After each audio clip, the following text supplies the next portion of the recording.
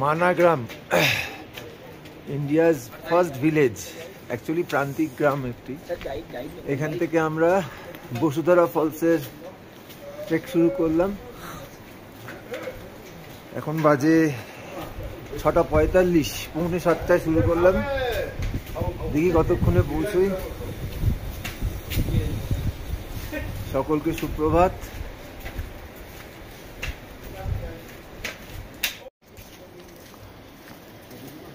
সামনে 3 জন চলেছে।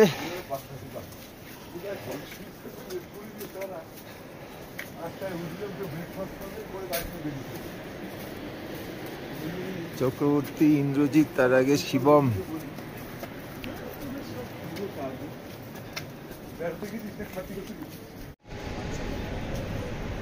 কথিত আছে এই পথেই পাণ্ডবরা স্বর্গের দিকে এগিয়েছিল। ওই সামনে পঞ্চপাণ্ডবের মূর্তি এবং তার সামনে একটি কুকুরের প্রতিমূর্তি রয়েছে।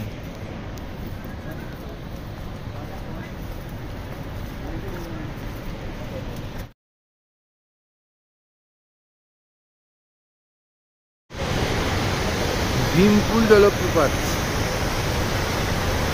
জলধারা প্রচন্ড শব্দ করে এগিয়ে আসছে।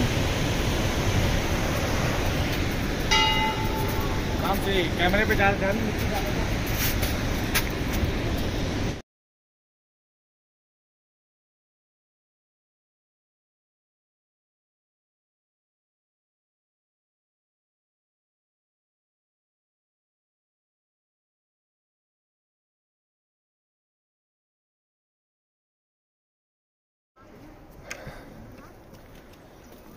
বসুধারার দিকে আমরা আস্তে আস্তে এগিয়ে চলেছি। সামনে ছোটখাটো দোকানপাট দেখা যাচ্ছে।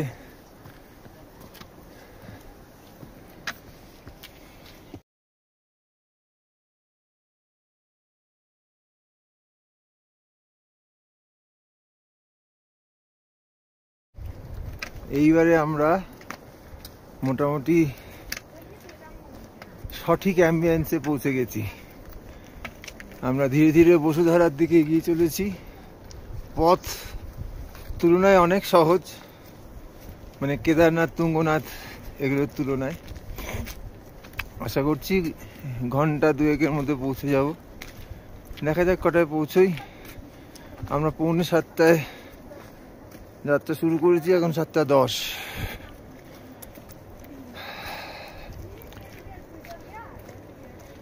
সামনে তুষারাবৃত পাহাড় দেখা যাচ্ছে, আরো দূরে নীলকণ্ঠ দেখা যাচ্ছে। বুঝবেন, পিছন দিকে আমরা ওই পথ পার হয়ে এলাম। পথ একদম পাকা পথ, পাথর সিমেন্ট দিয়ে তৈরি করা। উল্টো দিকে পাহাড়ের যে পথটা দেখা যাচ্ছে সেটা শতপন্তল যাওয়ার পথ। ওটা তুলনায় অনেক কঠিন। এই পথে আমরা এগিয়ে যাব।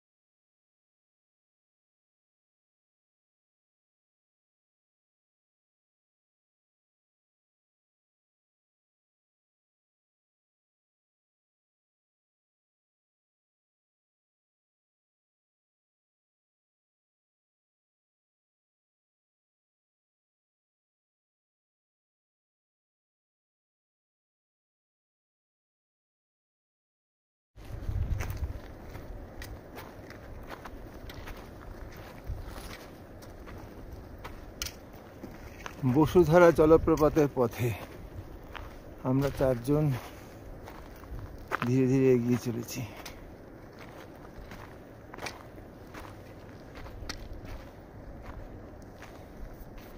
আশপাশের অ্যাম্বিয়েন্সটা এরকম।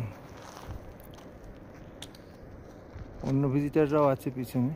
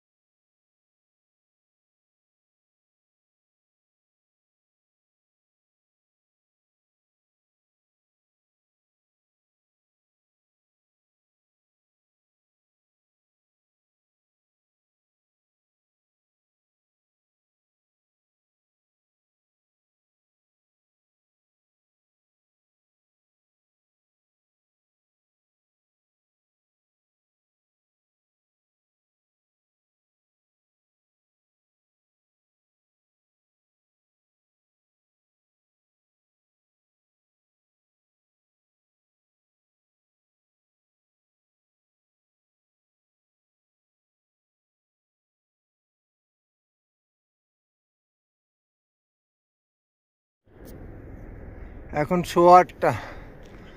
আমরা 1.5 ঘন্টা হেঁটে এই জায়গাটায় পৌঁছেছি। এরা এখন ধূম্র সাধনা করবে, ধূম্র ব্রেক। দূরে ওই পাহাড়টা তুষারাবৃত। এই হচ্ছে আমাদের সারাউন্ডিং। এই যে শিবম কুমার, সাউথ ইন্ডিয়ার লেটেস্ট স্টার।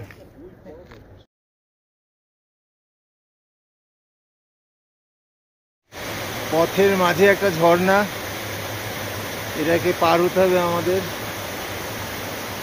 শিবম প্রথমে চেষ্টা করছে।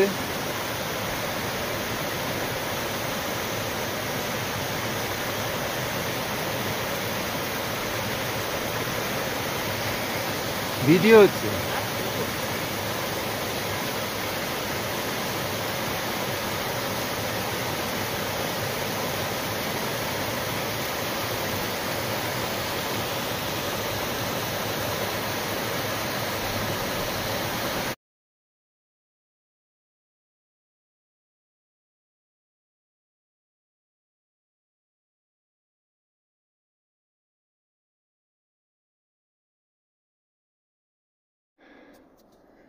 আমরা 6:45 রওনা হয়েছি। এখন 9:10। এখনো পৌঁছইনি আমরা বসুধারা ফলস। এই ফলসটাকে যতটা সোজা বলেছিল ততটা সোজা আমার লাগছে না আর কি। যাই হোক, এই পথটা পুরো বোল্ডার ফেলা পথ। হেঁটে যাওয়াটা বেশ কঠিনই লাগছে। আর মাঝখানে আবার ঝর্ণা পেরোতে গিয়ে পা ভিজে গেছে, একটা পা জলে পড়ে গেছিলো, এর জন্য একটু অসুবিধা হচ্ছে। যাই হোক, পার্ট অফ জার্নি। অবশেষে 9:25 বসুধারা ফলস দৃশ্যমান হলো।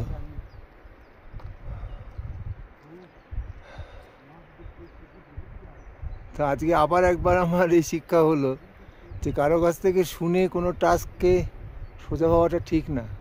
তখন বোধহয় টাস্কটা তার কাছে আরও বেশি কঠিন হয়ে দাঁড়ায়। তো আমার এই পথটা খুব সোজা লাগলো না, তবে মনোরম। পথটা খুব ভার্জিন।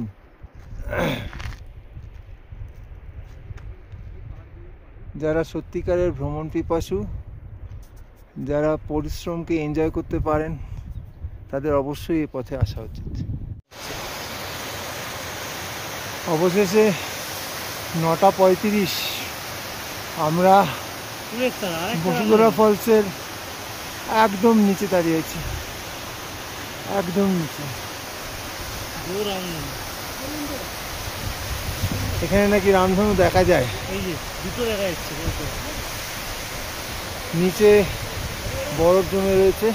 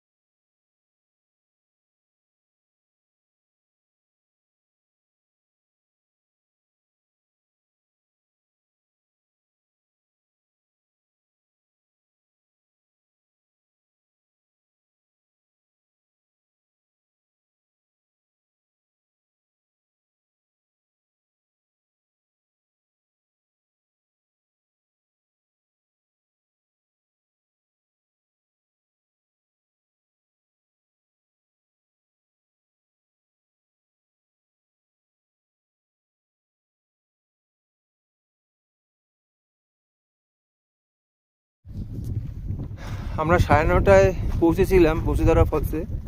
10:30টায় ওখান থেকে রওনা হয়েছি, এখন বাজে 11:05। মাঝামাঝি পথে রয়েছি, বোল্ডারের পথ পেরিয়ে এসেছি অনেকটা। তো এই হচ্ছে পথের চেহারা, মানে আমরা কোন পথে ট্রেকটা করলাম সেটা এই ছবি দেখলে বোঝা যাবে। আর ওই পাশে শতপন্তালের পথ, সেখান দিয়ে আমরা একজন পর্যটককে দেখছি ফিরছেন, ছোট্ট করে দেখা যাচ্ছে, ক্যামেরায় দেখা যাবে না।